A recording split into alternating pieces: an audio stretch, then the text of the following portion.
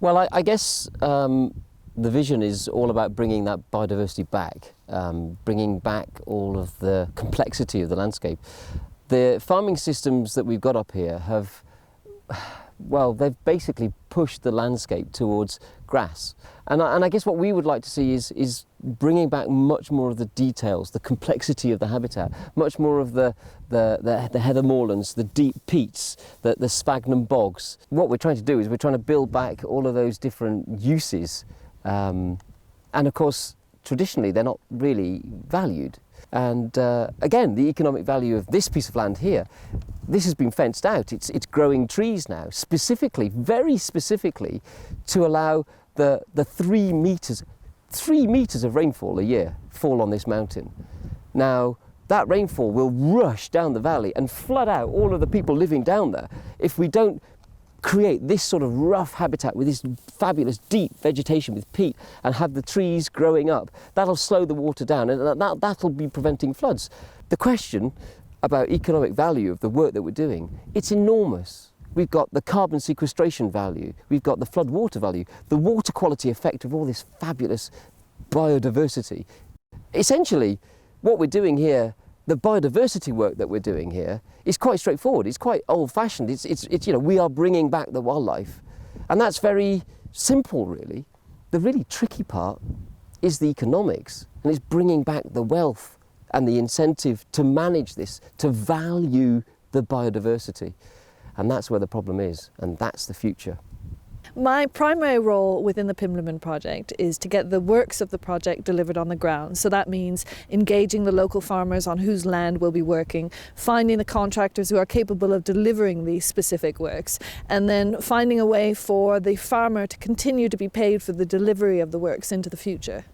We'd identified this farmer from previous interactions we'd had with her. She'd been interested in particular species on her farm, and we went back to her and said, look, we're looking at expanding the role of works that we do, becoming much more involved with the land management of the area, and what we'd like to do is survey your holding to see whether or not there are any areas that would be practicable for the delivery aims of the project.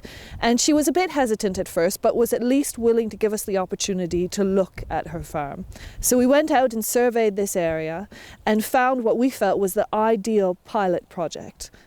But before we could actually commence the works, we needed to get consents, because the area that we were working in with was a SSSI, and we brought along the government agencies to see whether or not they would consent the works, which they did. But also we brought along the farm manager of the area, because the farmer themselves wasn't managing the site that we were looking at, and he was extremely negative about whether or not we'd be able to achieve what we were looking to achieve, and whether or not it would be beneficial in the long term for both us and them.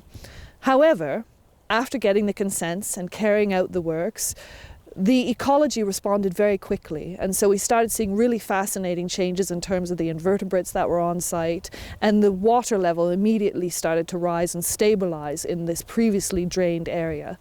Because what we did was quite simple and effective, we were able to demonstrate to the land manager, both the farmer and the manager, that what we were doing wasn't crazy and certainly was achievable. Crucially, this small pilot area also then served to demonstrate to wider funders that we were capable of delivering these works simply and effectively, and that we were capable of engaging with the farming community in a way that they would trust and move forward with us. So from that initial starting point, we were then able to go to the wider community at large and say, look, we've done this on so-and-so's farm, would you be interested in engaging with us? And having obviously heard the rumblings in the community about what was taking place up on the mountain and the opportunities there were, a lot more farmers came on board. So we expanded from just that small warm contact to 13 to 14 landowners, with more coming in, and the only limiting factor for us at the moment is the funding to deliver the works. So the farming community are signed on because they recognise that what we're doing is beneficial for them because it improves their bottom line, and that's crucial in terms of keeping them farming their land and keeping opportunities open for their children and future generations in this area, but also crucial for us because we recognise that the land managers, these farmers who've been here for generations, know how to manage this land and know how to work to achieve the changes that we need as a wildlife trust and as a society as a whole.